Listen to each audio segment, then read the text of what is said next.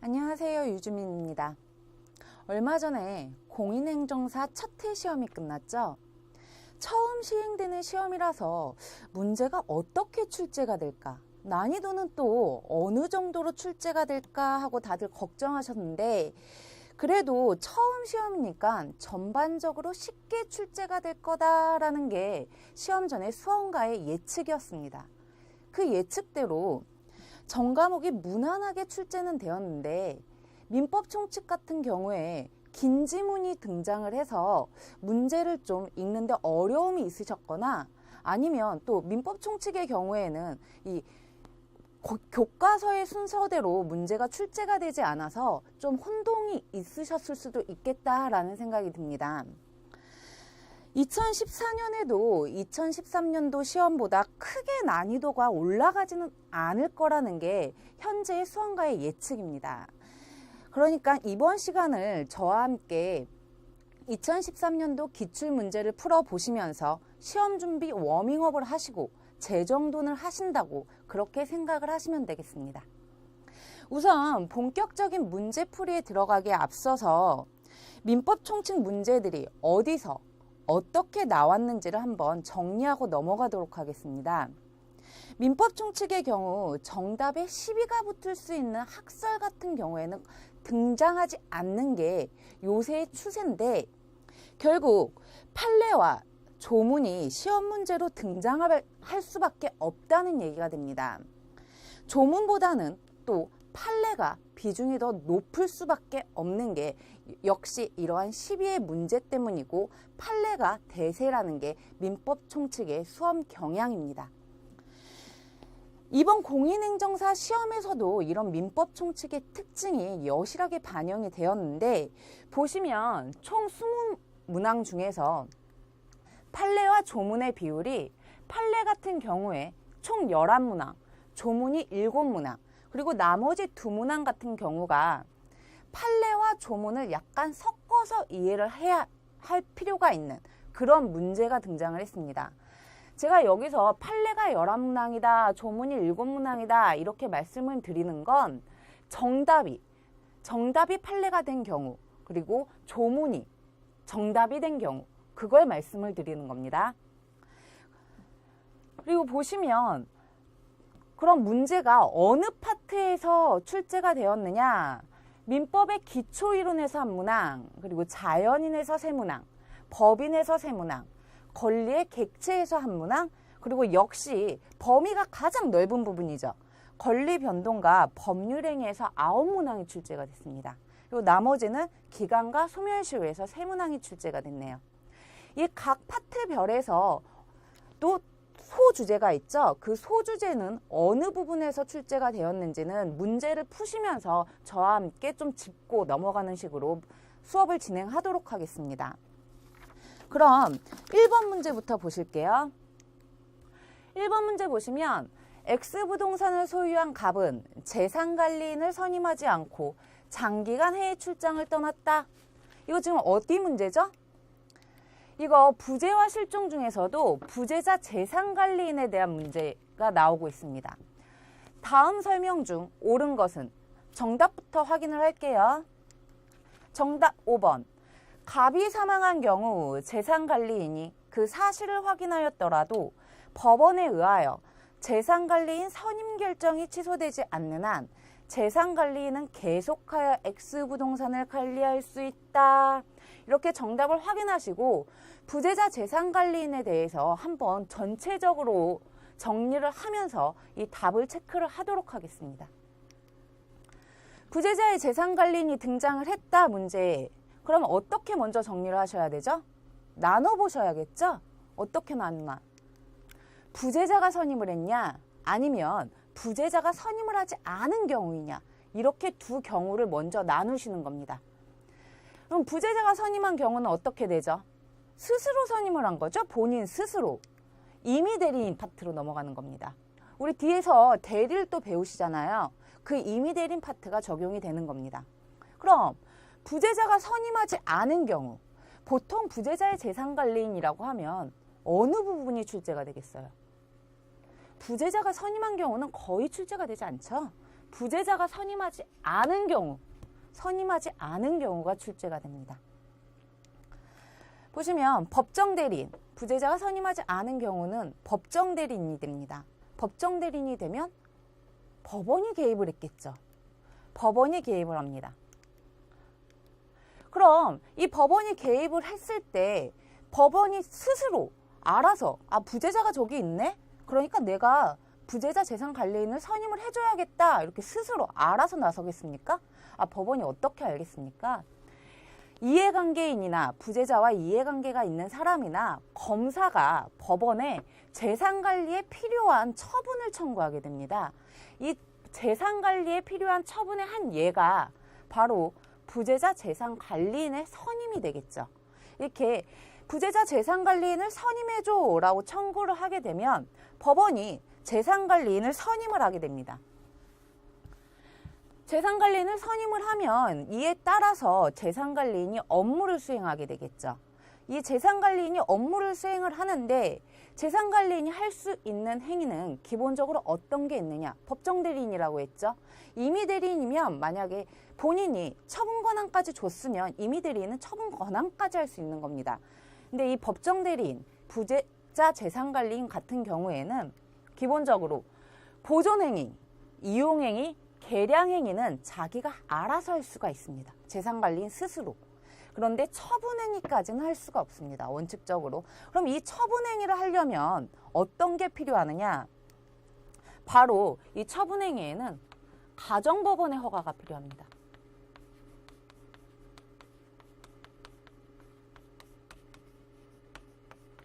이 가정법원의 허가를 맡아야지만 처분행위를 할 수가 있게 되는 건데 이 가정법원의 허가는 장래 이제 재산관리인이 앞으로 할 처분행위만 허가를 해줄 수 있느냐? 그건 아니고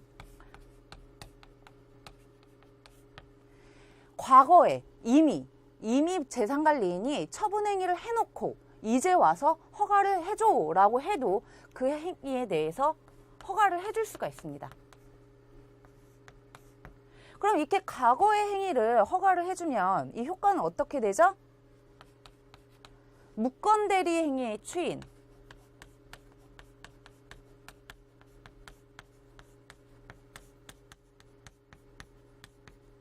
이 파트하고 연결이 되는 거겠죠.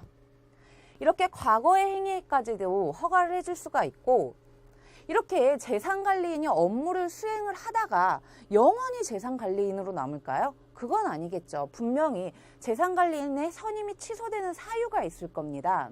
어느 경우에 취소가 되죠? 부재자가 죽었다. 그리고 부재자가 살아 돌아왔다. 그러면 스스로 재산관리를 할 수 있게 되고 사망한 경우엔 또 상속이라는 사유가 발생을 하니까 재산관리인의 선임이 취소가 되는 경우에 해당할 겁니다. 그럼 이렇게 부재자가 사망한 사실 아니면 복귀한 사실 그 사실만으로 재산관리인의 선임이 취소가 되느냐? 그건 아니죠. 뭐라 그랬죠? 법원이 개입을 한다 그랬죠? 부재자 재산관리인은. 법원이 한번 개입을 하면 그 법원이 개입한 부분에 대해서는 다시 법원이 개입해서 그 선임의 결정을 취소를 해줘야 됩니다. 그러니까 이렇게 죽었다, 사망했다, 살아 돌아왔다, 복귀했다 이러한 이 사실 자체만으로 부재자 재산관리인의 선임이 취소가 되는 게 아니라 법원이 나서서 이 사실을 확인하고 취소 결정을 해주어야만 부재자 재산관리인의 선임이 취소가 되는 겁니다. 이렇게 전체적으로 보신 내용을 이 문제에 대입을 하시면 이 문제는 해결이 된 겁니다. 정리되셨죠? 그럼 이제 2번 문제로 넘어가겠습니다. 2번 문제 보시면 만 18세의 갑이 법정 대리인의 동의 없이 단독으로 할 수 있는 행위가 아닌 것은 뭐죠? 이거 미성년자 지금 얘기하고 있는 거죠? 그 중에서도 미성년자가 단독으로 할 수 있는 행위를 찾으라는 얘기를 하고 있습니다. 보시면 정답부터 확인하실게요. 2번 모와 공동으로 받는 상속에 대한 갑의 승인은 단독으로 할 수 있는 행위에 해당하지가 않네요. 그럼 미성년자가 단독으로 할 수 있는 행위 뭐가 있는지 한번 정리를 하면 우리 배웠었죠? 뭐 있었죠? 권리만을 얻거나 의무만을 면하는 행위. 법정 대리인이 범위를 정하여 처분을 허락한 재산의 처분 행위.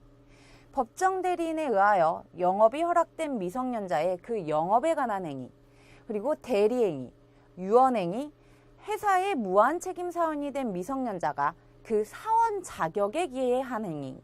근로계약과 임금의 청구는 미성년자가 법정 대리인의 동의를 받지 않고도 혼자 스스로 단독으로 할 수 있는 행위에 해당합니다. 그럼 문제에서 보신 모와 공동으로 받는 상속에 대한 갑의 승인은 왜 단독으로 할 수 없죠? 보시면 미성년자가 단독으로 할 수 있는 행위 제일 첫 번째 나오는 게 뭐죠? 권리만을 얻거나 의무만을 면하는 행위입니다. 근데 상속 승인은 권리만을 얻나요? 아니죠. 상속을 승인하게 되면 그 피상속인의 재산권이 넘어오죠. 그럼 이 재산권엔 적극재산만 넘어오나요? 아니죠. 소극재산도 넘어와요. 이 소극재산이 뭐예요? 채무죠. 남한테 돈을 갚을 게 있거나 이런 채무도 넘어온다는 거죠. 그러면 이게 채무까지 넘어왔는데 이게 권리만을 얻는 행위인가요? 아니죠. 의무까지 얻는 행위예요. 그러니까 이 상속의 승인은 미성년자 혼자 스스로 할 수 있는 행위에 해당하는 것이 아닙니다. 이렇게 정리하시면 되겠죠. 3번 문제 넘어가겠습니다. 권리 능력 없는 사단에 관한 설명으로 옳지 않은 것은 문제에서 나왔네요. 어느 파트죠? 권리 능력 없는 사단, 비법인 사단에 대한 얘기를 하고 있습니다. 정답 확인하시면 4번 달리 정함이 없는 한 권리 능력 없는 사단의 대표자가 총회의 결의 없이 행한 총유물의 처분에 대해서는 권한을 넘은 표현들에 관한 제126조의 규정이 준용된다. 이게 오답이네요. 전체적으로 한번 정리를 할게요. 비법인 사단의 재산관계 어떻게 되죠? 합유예요? 단독 소유예요? 공유예요? 총유예요? 비법인 사단의 재산관계는 총유죠. 이 총유는 그럼 총유에 해당하는 재산을 처분할 때 어떻게 해야 되죠? 총유물의 관리 및 처분은 우선 비법인 사단에 정관이 있다. 그럼 정관에 정한 대로 하는 겁니다. 그럼 정관에 정한 게 없다? 그러면 사원총회의 의결을 얻어서 해야 합니다. 사원총회의 의결을 얻어서 해야 되는데 대표자는 총회의 결의 없이 총유물에 대한 관리 처분할 수 없는 거죠. 정관이나 사원총회의 의결이 없다면 대표자는 이 총유물에 대해서 단독으로 스스로 알아서 관리나 처분할 수가 없는 겁니다. 그런데 만약에 대표자가 총회의 결의를 얻지 않고 총유물에 대한 관리 처분 행위를 했다. 그러면 이건 어떻게 되는 거죠? 권한을 넘은 대표 행위가 되는 거죠. 근데 우리 민법에서 어떻게 얘기를 하고 있죠? 법인의 대표에 관해서는 대리에 관한 규정을 준용한다. 이렇게 돼 있습니다. 그럼 이렇게 권한을 넘은 대표 행위에 우리의 민법 제126조 권한을 넘은 표현 대리 이 규정까지 적용을 할 수 있는가라는 게 문제가 되는 건데 여기에 관해서 우리가 학설이 나뉩니다. 법인 대표의 권한 남용에 대해서 제126조 우선 적용설, 제35조 적용설, 그리고 선택적 적용설 이렇게 세 가지의 학설로 나뉩니다. 이 선택적 적용설은 별로 중요하지가 않아요. 별로 중요하지 않고 우리 시험에서 중요한 건 제126조 우선 적용설과 제35조 적용설입니다. 이 제126조 우선 적용설 같은 경우엔 어차피 계약을 맺은 거 아니냐. 계약을 맺은 거니까 계약을 있는 그대로 효력을 한번 끌어내보자. 유효하게 만들어보자 해서 126조를 먼저 그러니까 제35조와 제126조가 둘 다 적용은 될 수 있는데 효력을 인정하는 쪽으로 효과를 끌어내기 위해서 126조의 요건에 해당하는지 그걸 먼저 검토하자는 게 제126조 우선 적용설이고 이게 다수설의 입장입니다. 이게 다수설의 입장입니다. 그런데 우리 판례는 판례는 법인의 대표가 권한을 남용했어? 그러면 무슨 126조를 우선 적용해? 그냥 제35조. 제35조가 뭐죠? 법인의 불법행위에 관한 규정이죠. 바로 법인의 불법행위를 적용하겠어 라는 게 우리 판례의 태도입니다. 우리 시험 문제 어떻게 풀어야 되죠? 판례에 따라야 되죠. 판례에 따르는 게 정답입니다. 이 문제에서도 오고 있죠. 다툼이 있는 경우에는 판례에 의한 이게 정답에 시비가 안 붙기 때문에 그렇습니다. 제35조 바로 적용을 해야 되죠. 그러니까 문제에서 보시는 제126조의 규정이 준용된다. 이 부분이 틀리게 되는 겁니다. 정리되셨죠? 4번 넘어가겠습니다.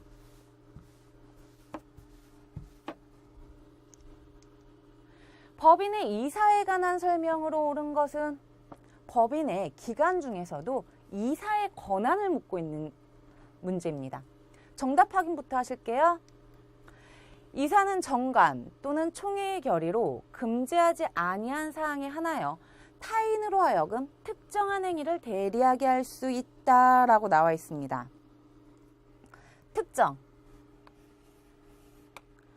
특정한 행위이기 때문에 이 지문이 옳은 지문에 해당하는 겁니다. 만약에 이게 이사는 포괄적인 행위를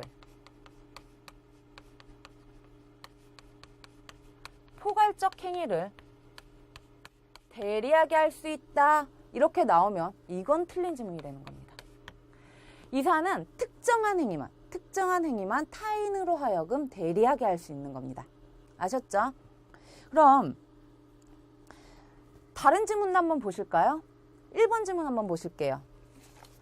법인이 설립허가의 취소로 해산하는 경우 원칙적으로 이사는 청산인이 될 수 없다. 틀린 지문이죠? 어디가 틀렸죠? 이사는 청산인이 될 수 없다. 원칙적으로 이사가 청산인이 되는 겁니다. 어느 경우 제외하고?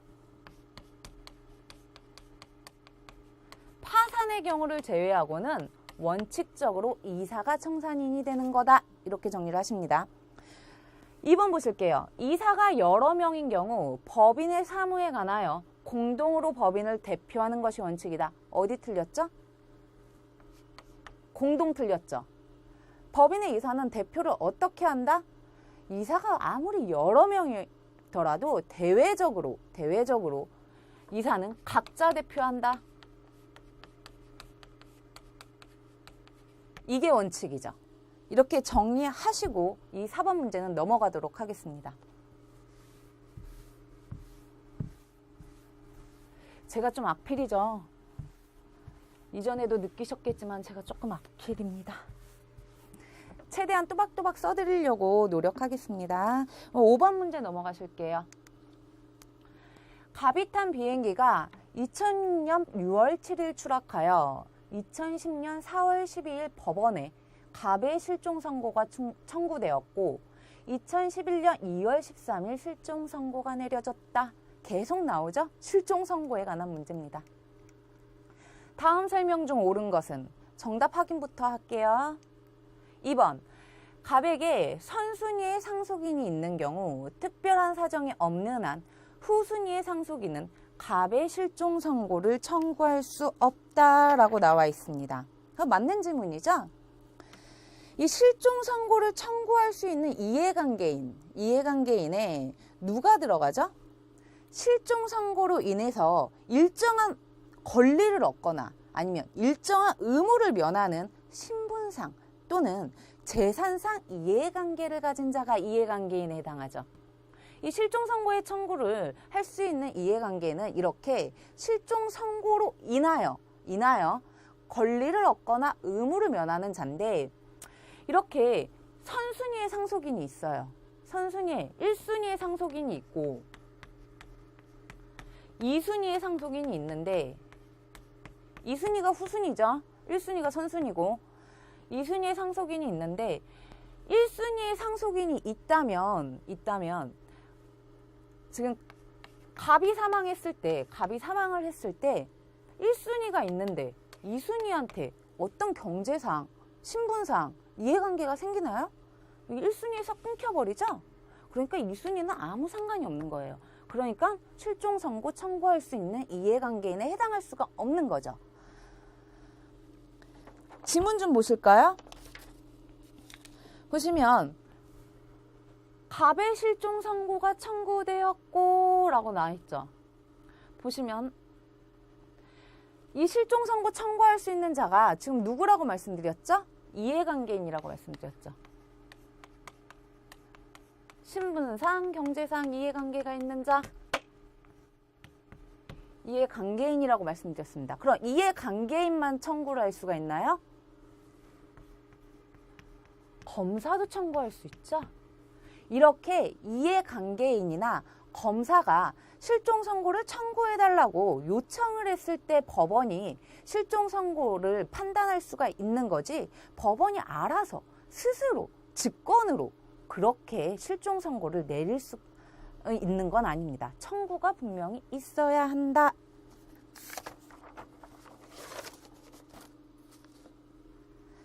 (1번) 질문 보실게요. 갑은 2011년 2월 13일에 사망한 것으로 본다.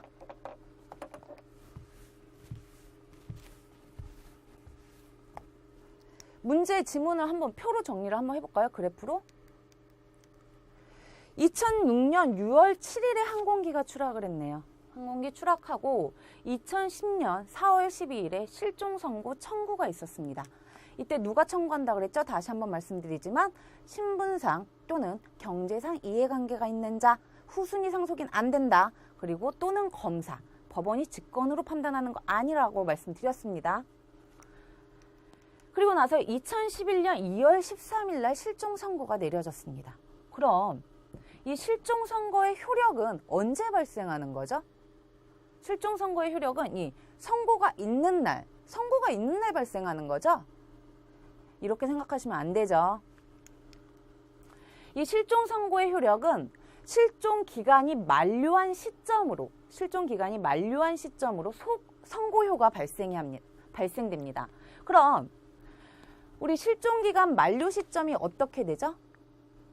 보통 실종일 땐 최종 소식 시로부터 5년이죠. 5년. 그리고 특별 실종일 땐 사고 발생 시로부터 1년이죠. 항공기가 추락했다. 이거 보통 실종이에요? 특별 실종이에요?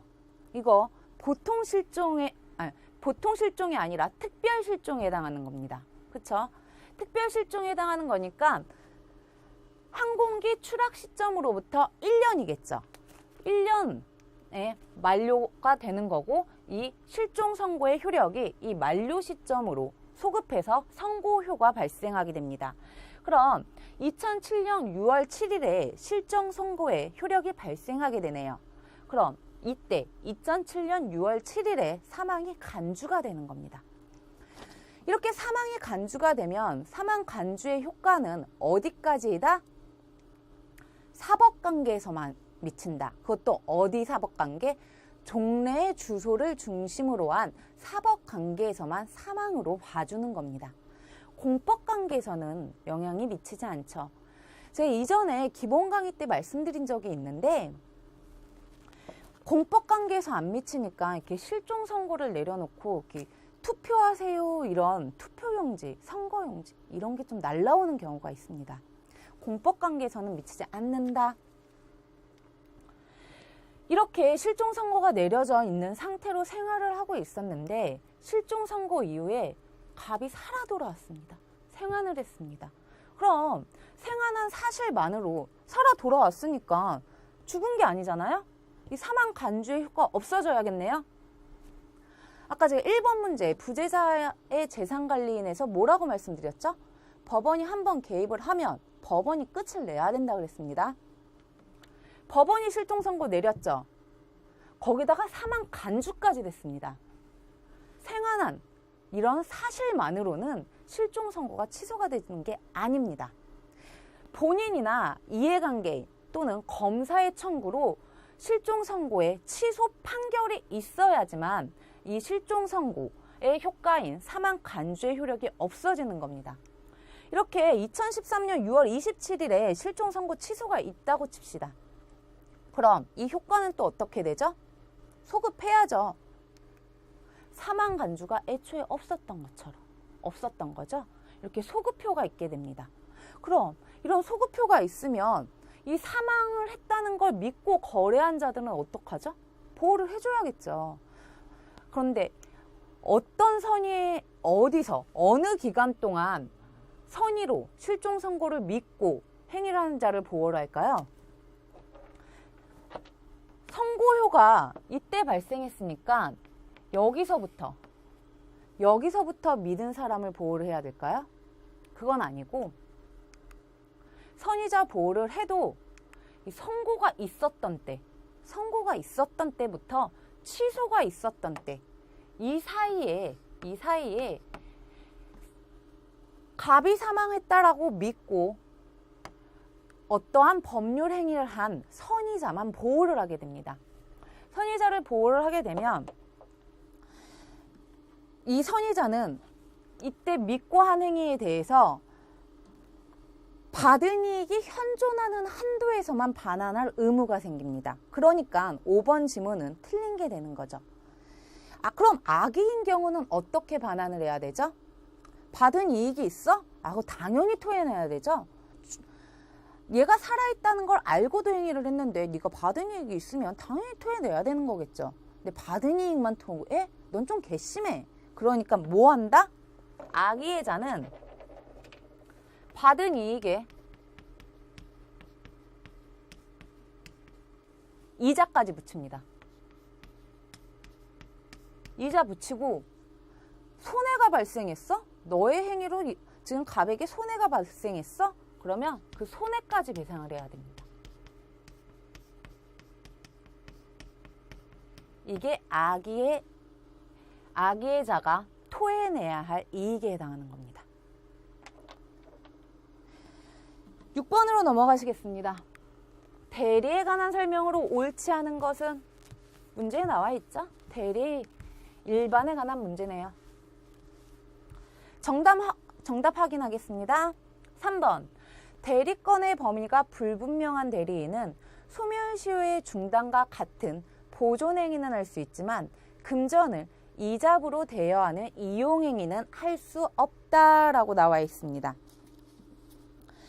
대리권의 범위가 불분명한 대리인 뭐 할 수 있죠? 대리권의 범위가 불분명하면 아무것도 못하나요? 그건 아니죠. 얘도 분명히 대리인이니까. 이때에는 대리권의 범위가 불분명하니까 118조가 적용되게 됩니다. 민법 제118조. 이 민법 118조에 의하면 대리인은 뭐 할 수 있죠? 보존, 이용, 계량행위를 할 수 있습니다. 계량행위는 할 수 있는데 뭐 못해요? 처분행위는 못하죠. 처분행위까지는 못합니다. 이렇게 우선 정리를 하시고 넘어가시면 그럼 할 수 있는 보존관리행위 합쳐서 보존, 이용, 계량 행위를 보통 보존관리행위라고 말을 하죠. 보존관리행위 그리고 할 수 없는 처분행위의 구체적인 예를 좀 이렇게 시험 문제도 잘 등장하는 예를 한번 정리를 하면 보존관리행위 얘가 가옥수선, 그리고 재산세 납부, 시효 중단, 보존 등기 지키는 거죠. 이거 다 기한이 도래한 채무의 변제 이거 넘어가면 손해도 배상해야 되고 이자도 내야 됩니다. 그러니까 기한이 도래한 채무의 변제 그리고 금전의 이자부 대여 그리고 무이자 채권을 이자부로 변경 더 좋게 만드는 거죠. 이거는 할 수 있습니다. 근데 처분행위는 할 수 없는데 처분행위에 얘가 은행 예금을 찾아서 개인에게 대여하거나 주식을 매매해 위험성이 높아지죠. 그러니까 이건 할 수 없는 처분행위에 해당합니다. 임야를 대지로 형질 변경하는 거 성질이 확 변했죠? 그러니까 처분행위에 해당합니다. 그리고 계약의 해제, 본인이 맺어놓은 계약을 네 맘대로 해제해? 이런 건 할 수 없는 겁니다. 이렇게 우리가 본 예 중에 시험 문제가 등장하면 풀기가 쉬운데 우리가 알지 못했던 문제가 등장을 했다, 예시가 등장을 했다. 그때는 어떻게 기준을 잡으시냐면 보존이용 계량행위와 처분행위의 구별 기준은 구별 기준입니다.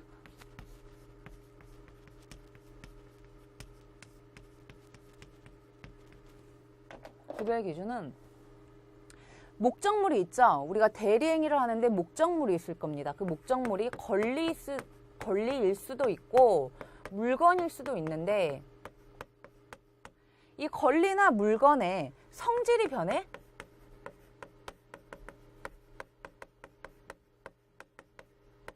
성질 변경이 있어. 그러면 이건 처분행위에 해당합니다. 근데 이 권리나 물건의 성질 변경은 없어. 그러면 보존, 이용, 개량 행위에 해당하는 겁니다. 예를 들어서 이런 거죠. 임야를 대지로 바꿨어? 그럼 성질 변경 있는 거죠. 그러니까 처분 행위에 해당하는 거고 대리권이 불분명한 대리인은 하지 못하는 행위에 해당하게 되는 겁니다. 이제 7번 보실게요.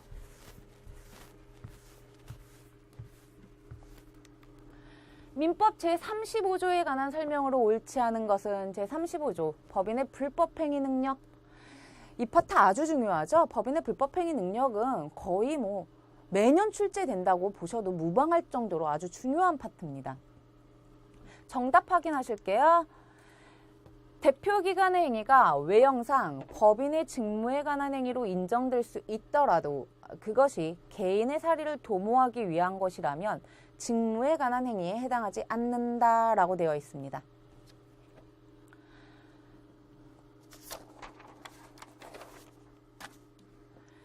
이거 전체적으로 한번 정리를 할게요. 법인의 불법행위가 나왔습니다. 법인의 불법행위가 되려면 누구의 행위여야 하죠?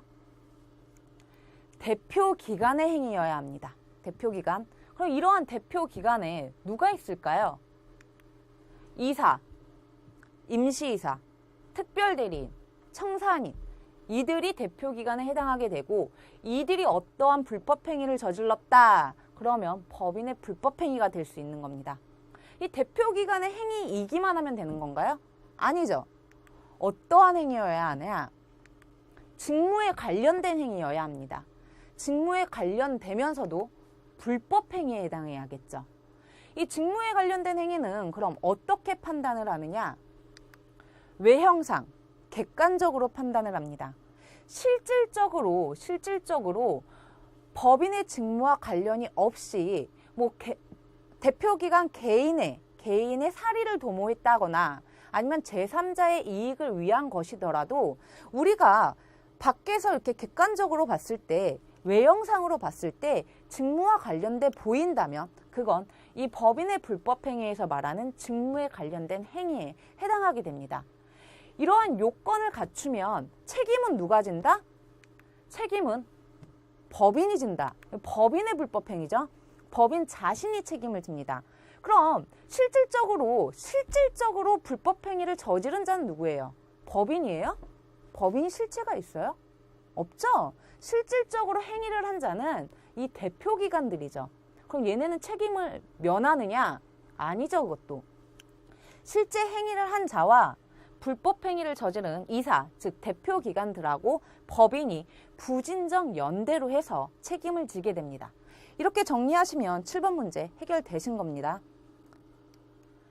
8번 넘어가겠습니다. 갑의 임의대리인 을은 자신의 이름으로 갑의 대리인 병을 선임하였다. 이거 어떤 문제죠? 어느 파트죠? 복대리인에 관한 얘기를 하고 있습니다. 다음 설명 중 옳은 것은 병의 대리행위가 권한을 넘은 표현 대리에 해당하면 갑은 그 상대방에 대하여 본인으로서 책임을 져야 한다. 이 문제도 전체적으로 정리를 한번 하실게요. 복대리인이 나왔습니다. 복대리인에 등장을 했다. 나누셔야죠. 어떻게 나누셔야죠? 임의대리인이 복대리인을 선임했느냐 아니면 법정대리인이 선임을 했느냐 이렇게 나누셔야죠. 임의대리인은 복대리인을 언제 선임할 수 있죠? 본인의 승낙이 있거나 부득이한 사유가 있을 때만 선임을 할 수가 있습니다. 그럼 이렇게 일정한 경우에만 선임을 할 수 있으니까 그 책임도 제한이 되겠죠. 그래서 복대리인의 선임 감독에만 책임을 집니다.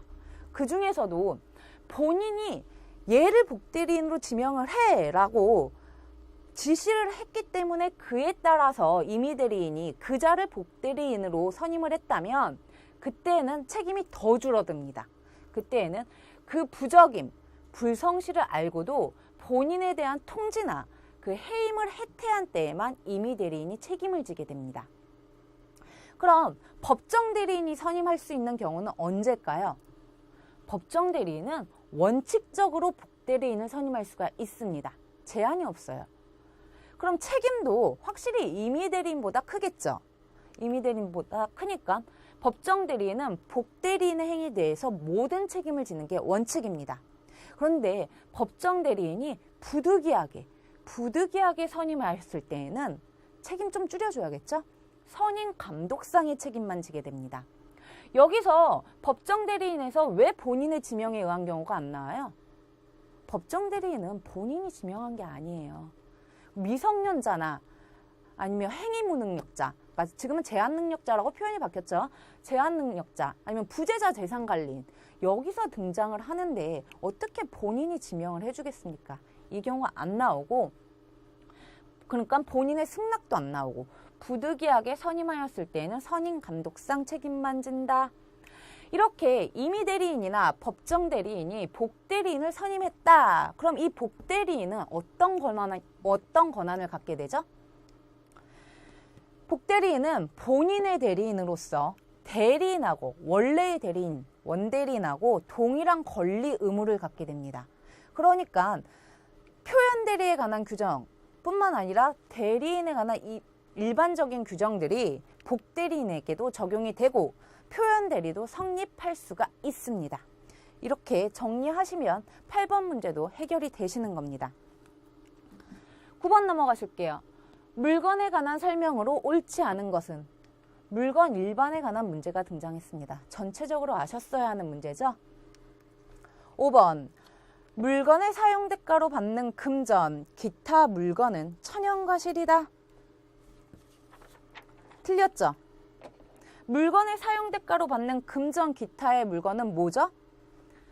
천연과실이 아니라 법정과실이죠.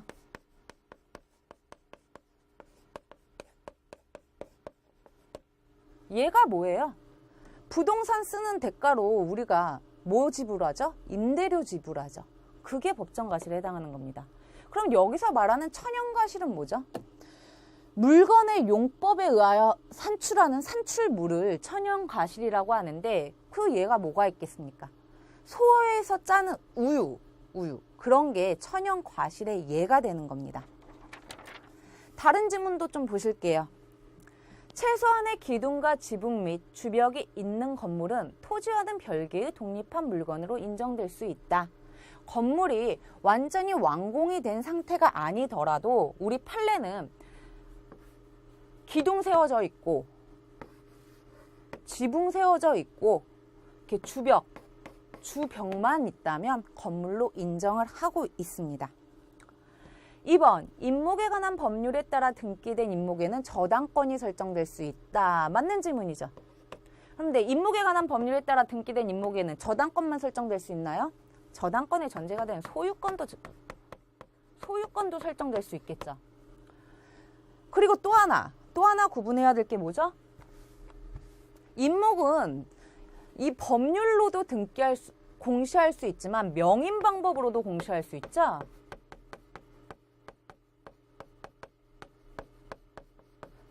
근데 이렇게 명인 방법으로 임목이 공시됐을 때에는 저당권은 설정할 수 없고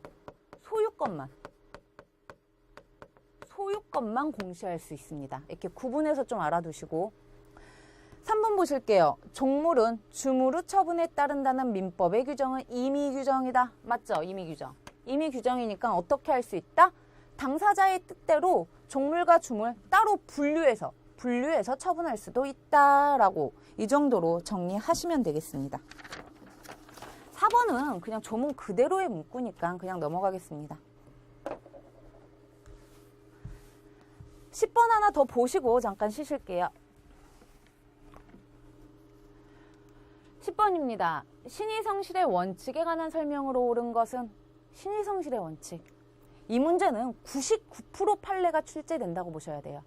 거의 판례가 집적되어 있는 상태이고 출제될 판례도 너무 무궁무진하죠. 그래서 신의 측은 판례 위주로 공부를 하시는 겁니다. 이 문제도 판례 위주로 출제가 됐고 정답 확인하시겠습니다. 법정 대리인의 동의 없이 신용구매 계약을 체결한 미성년자가 사후에 법정 대리인의 동의 없음을 사유로 들어 이를 취소하는 것은 신의 측에 반하지 않는다. 우선 이게 옳은 지문이다 라고 알아두시고 다른 지문부터 보시고 이 지문 해결하도록 하겠습니다. 1번 보실게요. 신의 측 위반에 대해서도 변론주의 원칙이 적용되므로 당사자의 주장이 없으면 법원이 직권으로 이를 판단할 수 없다라고 되어 있습니다. 신의 측이 뭐죠? 신의 측. 민법의 기본 이념입니다. 그러면서도 강행 규정이죠. 강행 규정은 법원이 직권으로 판단할 수 있는 겁니다. 직권으로 판단할 수 있다. 2번 보시면 회사의 이사로 재직하면서 보증 당시 그 채무액과 변제기가 특정되어 있는 회사의 확정 채무에 대하여 보증을 하는 이사직을 사임하였다면 사정 변경을 이유로 그 보증 계약을 해지할 수 있다. 어디가 틀렸죠? 확정 채무. 우리 판례는 확정된 채무에 대해서는 사정 변경으로 인한 해지를 인정하지 않고 있습니다. 그럼 어디서 인정하죠? 계속적 보증.